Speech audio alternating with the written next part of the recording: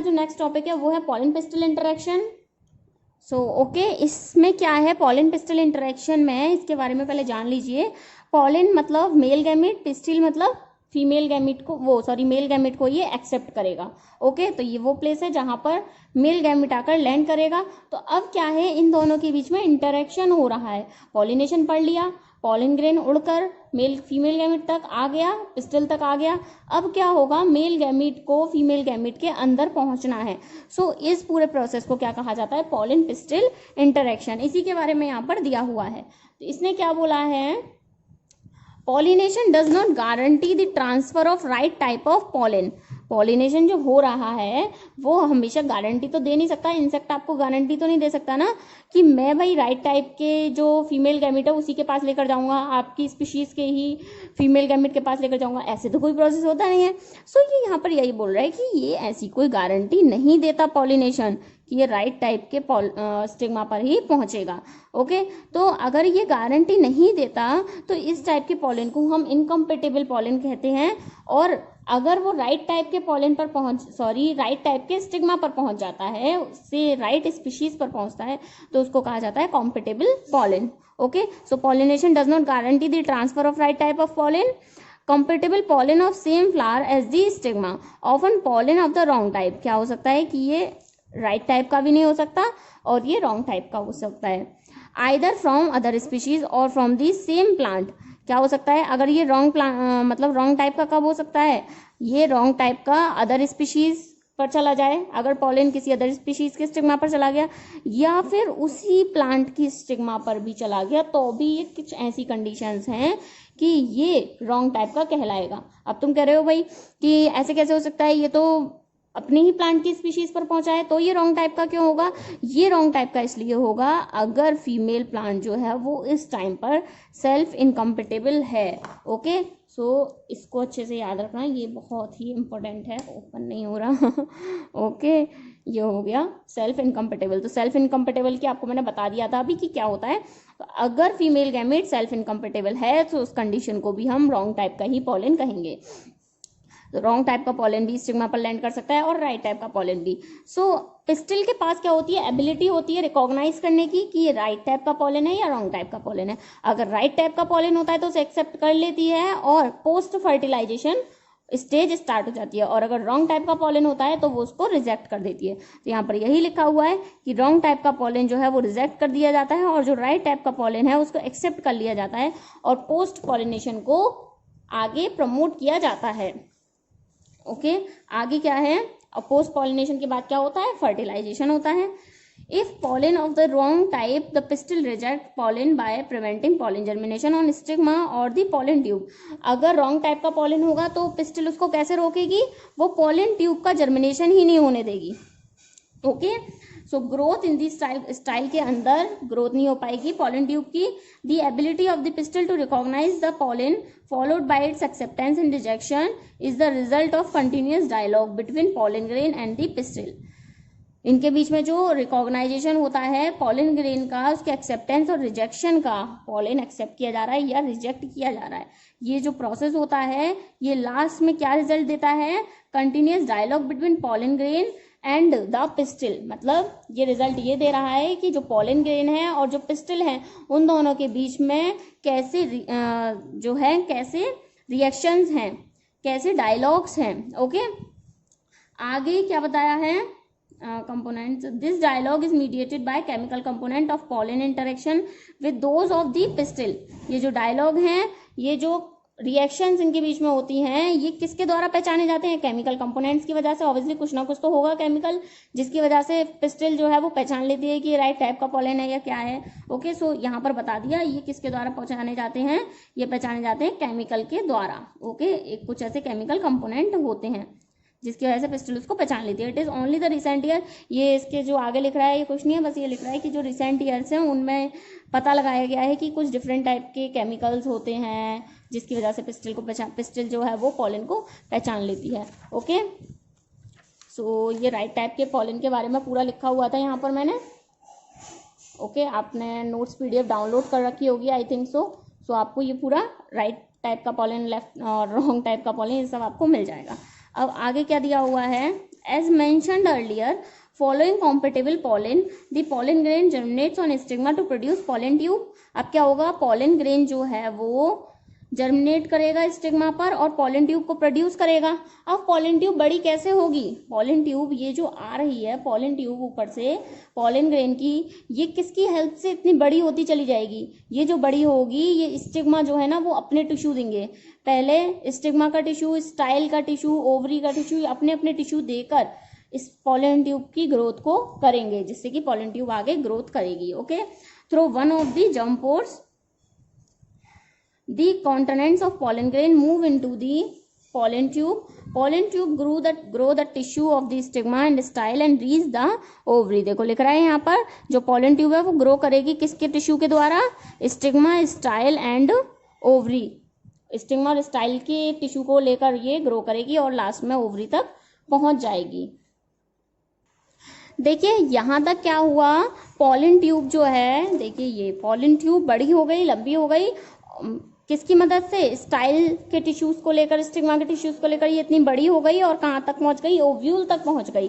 अब क्या होगा, ये कंडीशन पूरी क्या कहलाई, स्टिग्मा का लैंड करना, स्टिग्मा पर पॉलन का लैंड करना एंड पॉलन का ओव्यूल तक पहुंचना, ये पूरी कंडीशन क्या कहलाई, ये पूरी कंडीशन कहलाती है pollen pistil interaction. Okay, so ये जो डेफिनेशन है वो यहाँ दे रखी है. All these events from pollen deposition to on the stigma until pollen tube, मतलब पूरे events deposition on stigma, stigma तक पॉलन ट्यूब के पॉलन के स्टिग्मा तक डिपोजिशन का, और उसके बाद पॉलन ट्यूब का ओव्यूल तक पहुंचना, ये सब कंडीशन क्या कहलाती हैं, pollen pistil interaction. Okay, and ये जो बीच में दे रखा है, ये बीच में क्या दे रखा है, देखिए यहाँ पर मैं आपको नोट्स में मैंने लिखा हुआ है बहुत ही आसान तरीके से, इसलिए मैं आपको एक बार पढ़ा देती हूँ. तो यहाँ पर कंडीशंस कुछ जो पहले बताई हुई हैं उन कंडीशन को रिकॉल करने को कहा है. ये कहा है कि कुछ पॉलन जो हैं वो 2 सेल्ड स्टेज में ही झड़ जाते हैं. ये पॉलन वाली जो पैराग्राफ है हमारा उसमें बताया हुआ है पॉलन वाले टॉपिक में. ओके, सो जो पॉलन ग्रेन जो है 2 सेल्ड स्टेज में ही झड़ जाते हैं, वो उस तरह के प्लांट जनरेटिव सेल डिवाइड करती है, एंड उस तरह के प्लांट में क्या होता है, जनरेटिव सेल डिवाइड करती है एंड 2 मेल गैमीट बनाती है. किस टाइम पर, पॉलन ट्यूब की ग्रोथ के टाइम पर. तो यहाँ पर यही लिखा हुआ है, पॉलन ग्रेन शेड हो जाते हैं 2 सेल्ड स्टेज में, vegetative cell and a generative cell, दोनों सेल के नाम बता दिए. इस तरह की कंडीशन में क्या होता है, जनरेटिव सेल डिवाइड होती है एंड 2 मेल गैमीट्स को बनाती है during the growth of pollen tube in the stigma. Okay, जब ग्रोथ हो रही होती है उस टाइम पर ये क्या बनाती है, मेल गैमीट बनाती है. ओके, एंड नेक्स्ट जो कंडीशन रिमेंबर करने को कहा है वो ये कहा है कि कुछ प्लांट्स जो है वो 3 सेल्ड स्टेज में शेड होते हैं, मतलब झड़ते हैं. सो इस तरह के प्लांट में जनरेटिव सेल डिवाइड होती है और 2 मेल गैमीट बनाती है शुरू में ही, तभी जनरेटिव सेल डिवाइड होकर उसी टाइम पर मेल गैमीट बना देती है. सो देखिए यहाँ पर यही लिखा है, वो प्लांट जो 3 सेल्ड स्टेज में होते हैं उनमें 2 male gamete from the beginning, starting से ही बनने शुरू हो जाते हैं.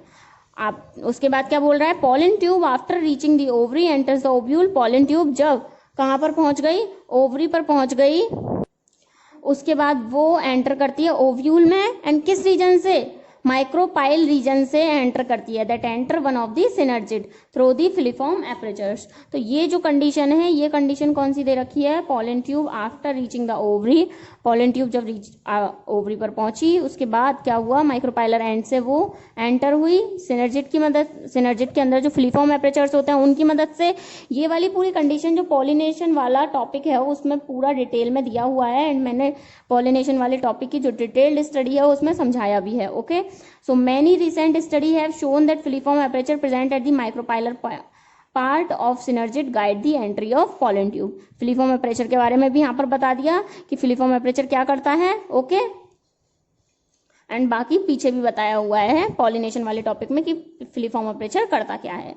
उसके बाद बोल रहा है as pointed earlier pollen pistil interaction dynamic process है.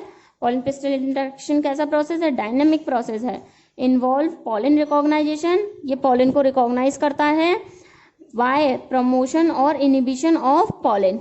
यही तो कंडीशन है कि जो हमारी स्टिग्मा है वो स्टिग्मा रिकॉग्नाइज करेगी, अगर राइट टाइप का पॉलिन होगा उसे एक्सेप्ट करेगी, अनदर उसको डिस्कार्ड कर देगी. Okay, so the knowledge gained in this idea would help to plant breeder, ये कुछ नहीं है, प्लांट ब्रीडर्स के बारे में दे रखा है कि जो प्लांट ब्रीडर्स होते हैं उनको इसकी अगर नॉलेज हो तो बहुत अच्छे तरह के प्लांट ग्रो अप कर सकते हैं। You can easily study pollen germination by dusting, ये इसके बाद जो है ये प्रैक्टिकल दे रखा है। ओके, प्रैक्टिकल मैंने यहाँ पर लिख दिया कि ये कंडीशन प्रैक्टिकल्स की है। ओके, आगे उसके बाद क्या बोला है, आर्टिफिशियल हाइब्रिडाइजेशन। देखिए बहुत ही इंटरेस्टिंग टॉपिक है आर्टिफिशियल हाइब्रिडाइजेशन, अगर मैं आपको ऐसे ही बिना पढ़े भी समझा दूँ ना तो आपके समझ में आ जाएगा। क्या होता है आर्टिफिशियल हाइब्रिडाइजेशन, जैसे कि हम जानते हैं कि अगर कोई प्लांट बाइसेक्सुअल है, उसके अंदर मेल और फीमेल दोनों टाइप के गैमीट प्रेजेंट हैं, तो उस कंडीशन में क्या होता है, हमको जो है सेल्फ पॉलिनेशन होगा हर कंडीशन में। इसका मतलब इनब्रीडिंग डिप्रेशन हो सकता है, तो इस इनब्रीडिंग डिप्रेशन को खत्म करने के लिए क्या करते हैं, आर्टिफिशियल हाइब्रिडाइजेशन कराया जाता है। मतलब हमें अपनी मर्जी के, अपनी पसंद के डिजायरेबल कैरेक्टर्स मिलें प्लांट में और सुपीरियर वेराइटीज मिलें प्लांट में, इसके लिए हम आर्टिफिशियल हाइब्रिडाइजेशन कराते हैं। मतलब अगर कोई बाइसेक्सुअल फ्लावर है तो उसमें से क्या करेंगे, हम उसके मेल पार्ट को या तो काट के अलग कर देंगे या फीमेल पार्ट को उसको प्रोटेक्ट करेंगे कि कोई बाहर से पॉलन आकर, कोई भी अपनी मर्जी का पॉलन आकर इस पर ना बैठे। हम लेंगे अच्छी वैरायटी वाले पॉलन और पॉलिनेशन कराएंगे। ओके, सो यहाँ पर यही है कि हमको प्रोड्यूस करने हैं कॉमर्शियली सुपीरियर वैरायटीज और डिजायरेबल कैरेक्टर। सो इस कंडीशन को कहा जाता है आर्टिफिशियल हाइब्रिडाइजेशन। सो इसमें क्या करते हैं, आर्टिफिशियल हाइब्रिडाइजेशन में दो प्रोसेस होते हैं, एक होता है इमेस्कुलेशन और एक होता है बैगिंग। सो जो इमेस्कुलेशन होता है, इमेस्कुलेशन में क्या किया जाता है, जो मेल फ्लावर है ना, अगर बाइसेक्सुअल फ्लावर है तो उस बाइसेक्सुअल फ्लावर में मेल फ्लावर को काट के अलग कर दिया जाता है। ओके, सो एक तो कंडीशन पहली यही बच गई कि अब सेल्फ पॉलिनेशन तो होने से बचा। सो यही हो गया इमेस्कुलेशन। तो देख लीजिए एक बार, रिमूवल ऑफ एंथर, ठीक है, फ्रॉम दी फ्लावर बड। तो इसको हमेशा याद रखना, इमेस्कुलेशन क्या होगा, एंथर को काट देना बाइसेक्सुअल फ्लावर में से। उसके बाद बैगिंग क्या होगा, बैगिंग होता है, अब क्या हुआ, हमने इमेस्कुलेट कर दिया, मेल फ्लावर को काट दिया, लेकिन अभी भी क्या कंडीशन है, किसी भी तरह का पॉलन आकर तो वहां बैठ सकता है ना, कोई भी इंसेक्ट आया और किसी भी तरह का पॉलन लेकर आ गया और वो अपने हमारे स्टिग्मा के ऊपर पॉलन को छोड़ सकता है ना, तो फिर हमको क्या होगा, हमारी अच्छी वेराइटीज वाले हमको प्लांट नहीं मिलेंगे। सो इस कंडीशन में हम क्या करेंगे, हम फ्लावर जो स्टिग्मा है उस स्टिग्मा को बैग कर देंगे, मतलब उसको किसी बैग से पैक कर देंगे। सो बैगिंग क्या हो गया, स्टिग्मा को बैग से पैक करना।